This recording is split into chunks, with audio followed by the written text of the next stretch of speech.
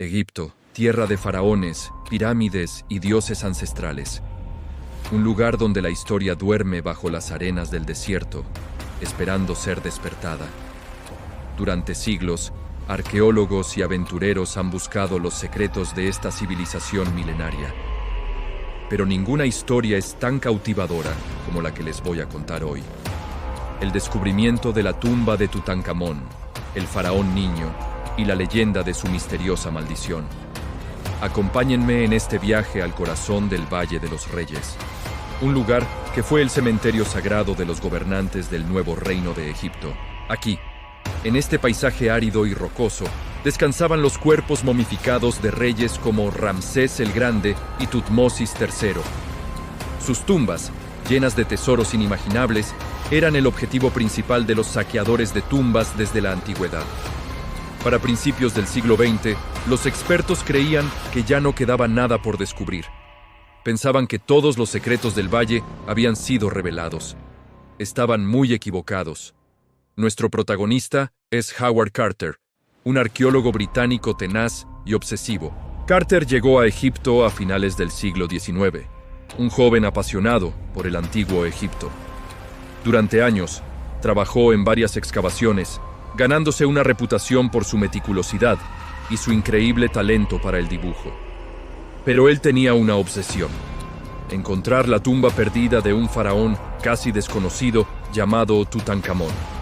Tutankamón había sido borrado de la historia por sus sucesores.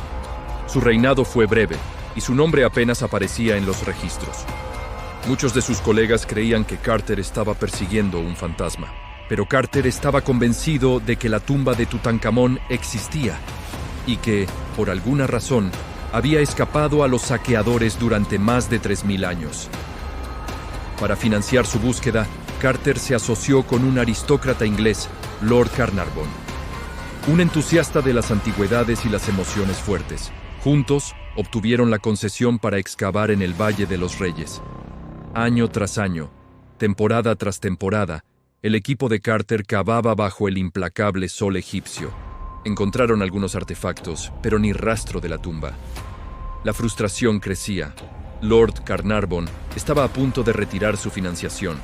El sueño de Carter se desvanecía. En 1922, Carter se preparaba para lo que sería su última temporada de excavación. Decidió explorar una zona que había sido pasada por alto, cerca de la tumba de Ramsés VI. Un área cubierta por los escombros de antiguas cabañas de trabajadores. Era su última oportunidad.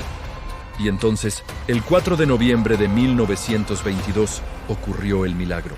Un joven aguador que trabajaba para el equipo tropezó con algo duro bajo la arena. Era el borde de un escalón tallado en la roca. ¡Un escalón!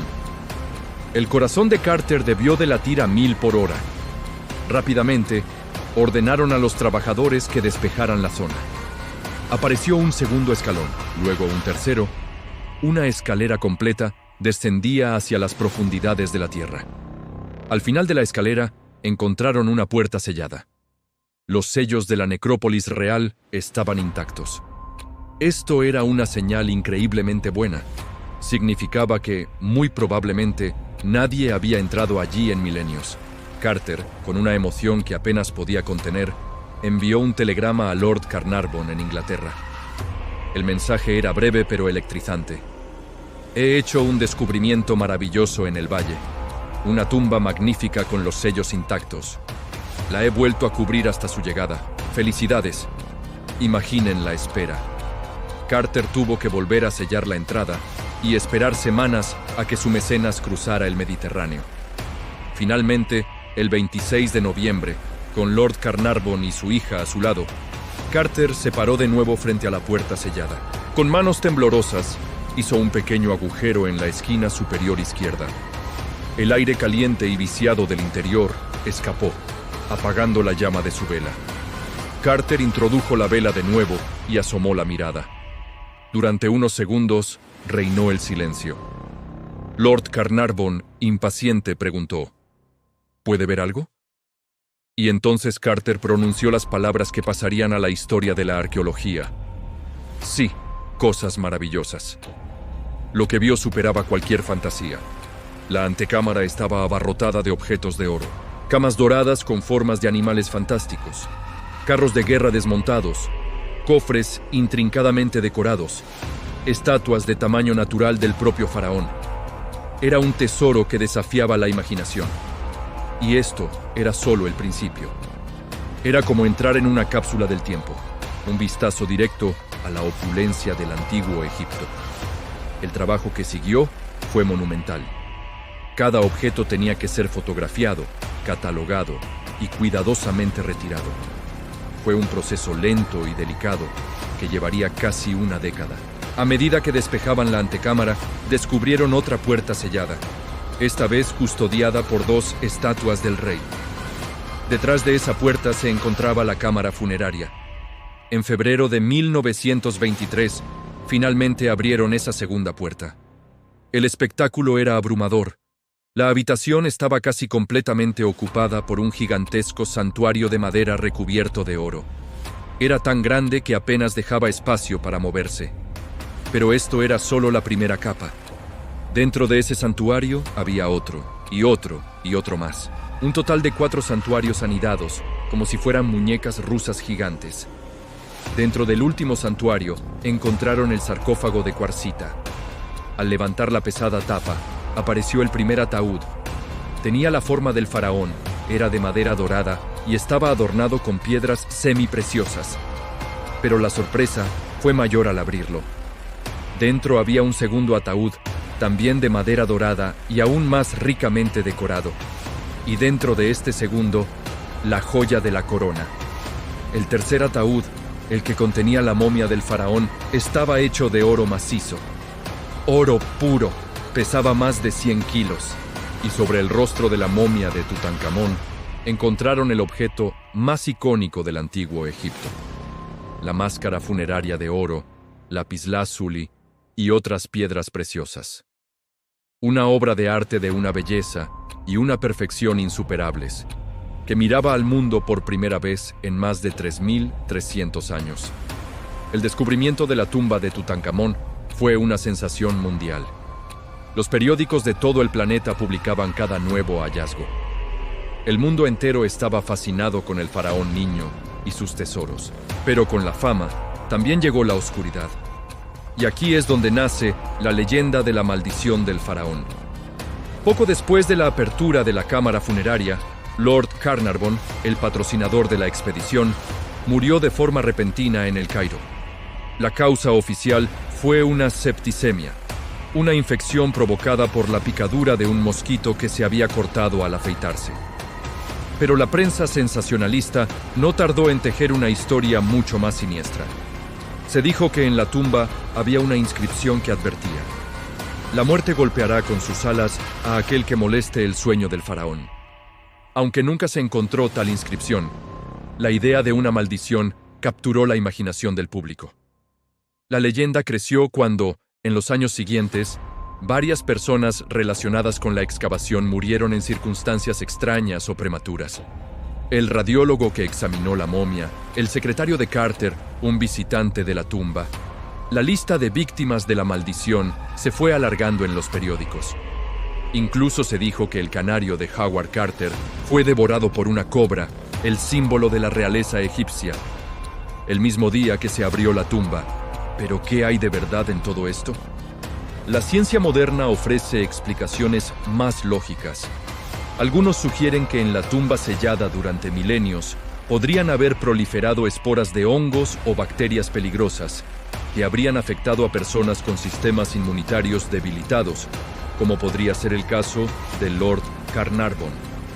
Sin embargo, un estudio riguroso de las muertes no muestra un patrón estadísticamente significativo. De hecho, la víctima principal de la maldición debería haber sido Howard Carter, el hombre que lideró todo el proceso. Sin embargo, Carter vivió una vida larga y murió de causas naturales en 1939, 17 años después del descubrimiento. La mayoría de los miembros del equipo también vivieron muchos años más. La maldición de Tutankamón es probablemente una mezcla de coincidencias, exageraciones de la prensa y el eterno atractivo de lo misterioso y lo sobrenatural. Es una gran historia, Pero la verdadera maravilla no es la maldición, sino el descubrimiento en sí. La tumba de Tutankamón nos ofreció una ventana sin precedentes a la vida y la muerte en el antiguo Egipto.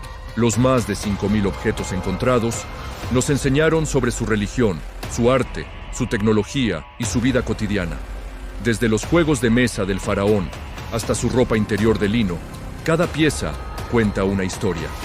Hoy, los tesoros de Tutankamón se exhiben en el Gran Museo Egipcio de El Cairo, maravillando a millones de visitantes cada año. La historia de Howard Carter y Lord Carnarvon sigue siendo un testimonio de la perseverancia, la pasión por el descubrimiento y ese toque de suerte que a veces cambia la historia. ¿Recuerdan cómo Howard Carter gritó, "Veo cosas maravillosas" al abrir la tumba de Tutankamón? Bueno, lo que siguió no fue tan maravilloso para todos. Poco después de este increíble descubrimiento, una serie de extraños y trágicos sucesos comenzaron a alimentar una de las leyendas más famosas de la historia: la maldición del faraón. Hoy vamos a separar el mito de la realidad y a descubrir qué pasó realmente después de que el mundo moderno irrumpiera en el descanso eterno de Tutankamón. Todo comenzó con Lord Carnarvon, el mecenas de la expedición. Apenas unos meses después de la apertura de la tumba, murió en El Cairo. La causa oficial fue una septicemia, una infección sanguínea provocada por la picadura de un mosquito que se irritó al afeitarse. Lo más curioso es que, según los informes, en el momento exacto de su muerte, hubo un apagón en toda la ciudad. Y para añadir más leña al fuego, en su finca en Inglaterra, su perra Susie aulló y cayó muerta casi al mismo tiempo. ¿Coincidencia? La prensa de la época no lo creía. Rápidamente los periódicos de todo el mundo titularon "La venganza del faraón". La leyenda creció como la espuma.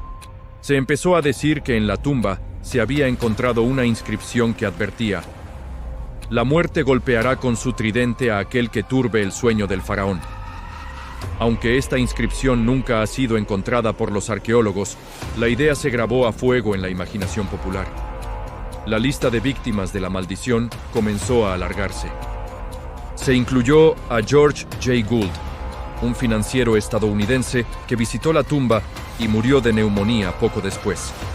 También al príncipe egipcio Ali Kamel Fahmy Bey, quien fue asesinado por su esposa tras visitar el lugar.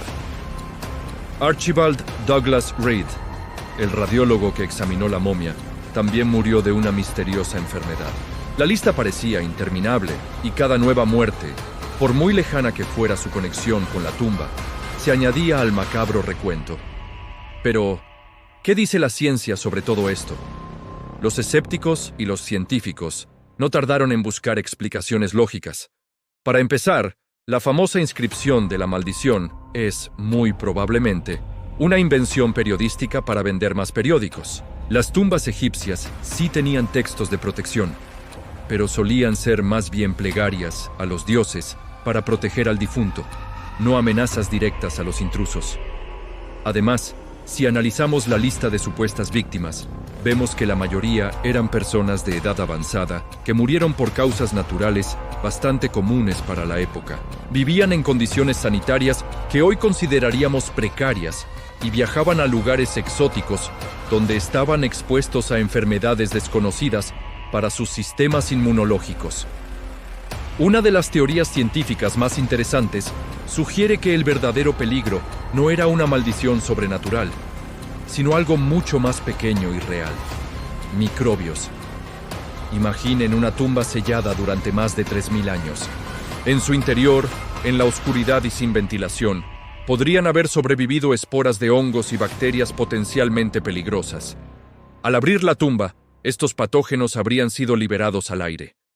Se ha especulado que Lord Carnarvon, cuyo sistema inmunológico ya estaba debilitado, podría haber inhalado esporas de un hongo como el Aspergillus, que puede causar infecciones pulmonares graves.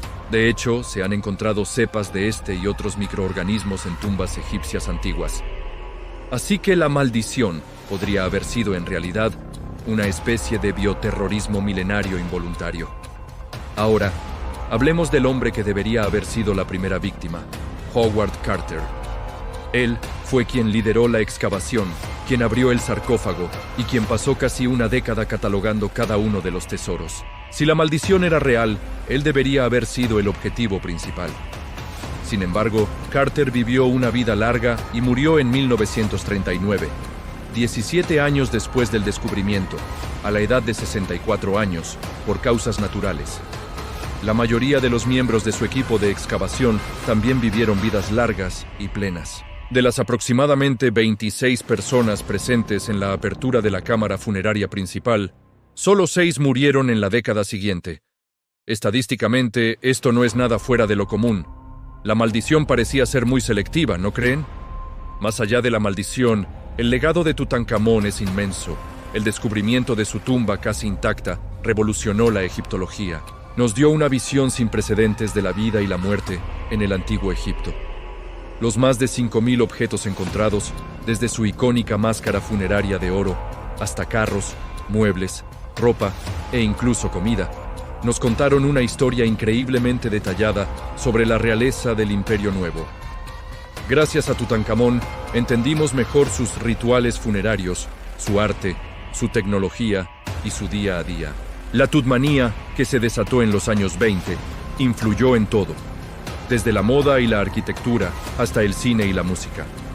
El estilo Art Deco, por ejemplo, tomó prestados muchos motivos del arte egipcio, y hasta el día de hoy, Tutankamón sigue siendo un icono cultural global, un símbolo del misterio y la grandeza del antiguo Egipto. Su tumba sigue siendo una de las atracciones turísticas más importantes del mundo, y sus tesoros han viajado en exposiciones que han batido récords de asistencia en todo el planeta. En resumen, la maldición de Tutankamón es una historia fascinante, una mezcla perfecta de misterio, muerte y un tesoro increíble.